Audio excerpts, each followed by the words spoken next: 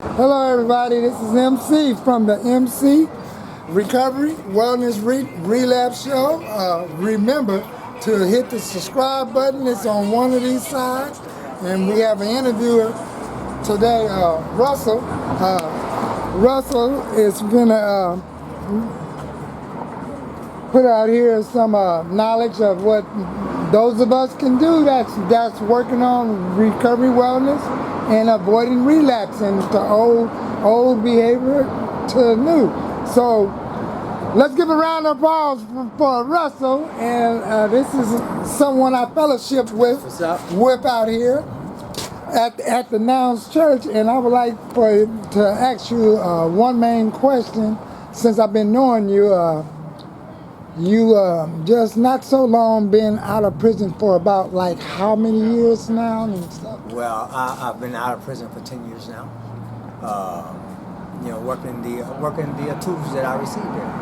All right, and now this is another question. Now it may be off guard, but I forgot to ask the other one. Like prior to prison, was it any type of was you living appropriately conducive to avoid prison? That's a good one. That's a good one because unlike most people, I wasn't into the gang thing, but I was in the gang neighborhood. So therefore subjected to the, all of the traditions that they got. I didn't snitch, I didn't do that and all that. But I didn't do the gang banging and I didn't do the big drug thing either. But however, I did the drugs just like everybody else, but not in a big way where I was addicted to that. That which makes my story a little bit different because I am not an addict. You know what I'm saying? I pretty much, for the most part, lived a productive life in our community as it is. So, productive life in our community, you might still got your little hustle and you do your little thing on the street, but you're working. Or you go to school or you helping yourself. Well, that's where I was at. I was working. So I was one of those young kids that the neighborhood saw me as productive. With potential. Yeah, working at the fast food joints and trying to produce, for the neighborhood, that type of thing. I was doing that, but I was still running the streets, and that's the big difference too, is that I was caught into both waves, where I still wanted to do a little running the streets, but it felt so good working and doing the positive thing, which was always my struggle. And I won the struggle as far as work is concerned until it really went bad. Right, because on one hand you got friends and people that you grew up with. Let me get back in the light over here. Grew up with that you normally hang out with, and so it was like a 50-50, like playing both sides of the track, playing games. Exactly. But however, once I got stuck and I end up in prison, then I'm caught still in that different phase, where I don't quite fit in here because in the prison setting because I don't have the great big history. So therefore, I don't have the great big drug history, so I don't get the help with the drugs.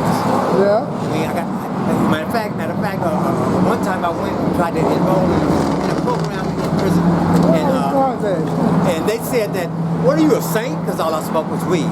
So I fell through again. So it's that whole different thing that when my story helps.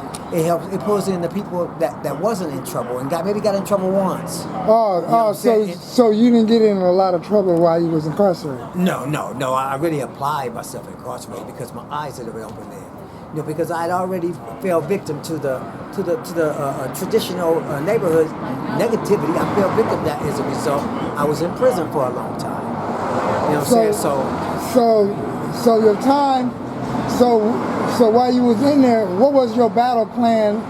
That did anybody produced a battle plan for when your day come? Did you always had it in mind that you was gonna get out one day? And what was the plan?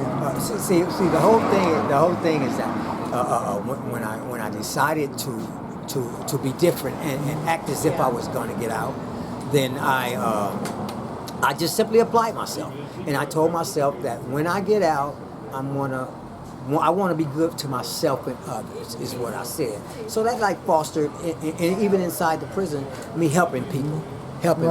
Right inside, Yes, side there, like how with like what chores, homework, favors, hustles. Well, what I did, I read and I wrote real good. So I wrote letters for people, did legal work for people. I did the whole thing. It was just the whole legal work. Legal work, yes. I had to learn law because we in a legal situation. You know what I'm saying? So so I learned the law work and helping people get out of prison and fix that whole thing. So. I don't know. It was. So it was a library and everything in there. Oh, you got the libraries in there. So when you're inside and you really want help, contrary to popular belief, help is there, but you gotta want it. You gotta fall on your face a couple of times maybe and decide that maybe I ought to give me an old Band-Aid, put an old Band-Aid on this one. So, and that's what I did through education and service. Right inside there. Yeah. All right. So in there, was there any program like certificate program? Okay. Oh, see. When I first got there, it wasn't very many. So we had to do it. We had to look for it ourselves. Through the correspondence course, getting it through the mail. We started there, and eventually we amassed. I know when I was there, we amassed a nice good.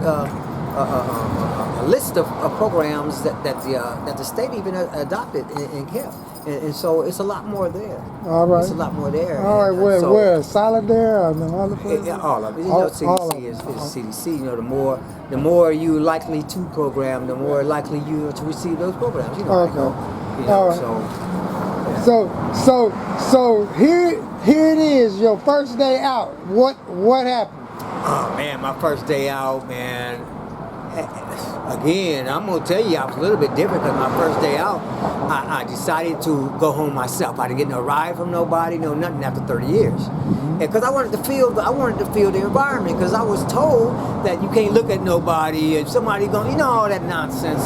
So I wanted to feel it myself, firsthand, and I stepped out into the world after 30 years, and I experienced it, and I walked by myself. 10 years ago. That was 10 years ago. That's 10 years ago, and so my first was on the Amtrak, dealing with the folks that I was going to deal with on a regular basis. The Amtrak. I took the Amtrak on the train, the little train, and just dealing with people there, and it was interesting, just being gone that long and then shattered.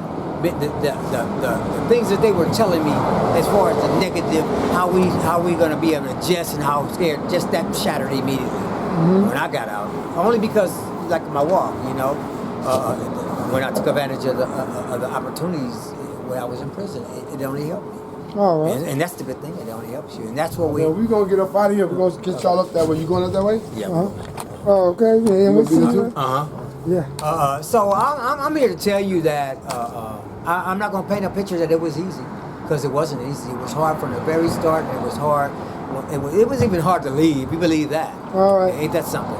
So when you got out, you didn't become like depressed and wanted to be on drugs, alcohol, and no, because again, the small safety nets that are there. I mean, you just gotta reach for them, and that stopped me from going through any type of mental adjustment on a negative sense, because I reached out to my help. Yeah, I help people. Yeah.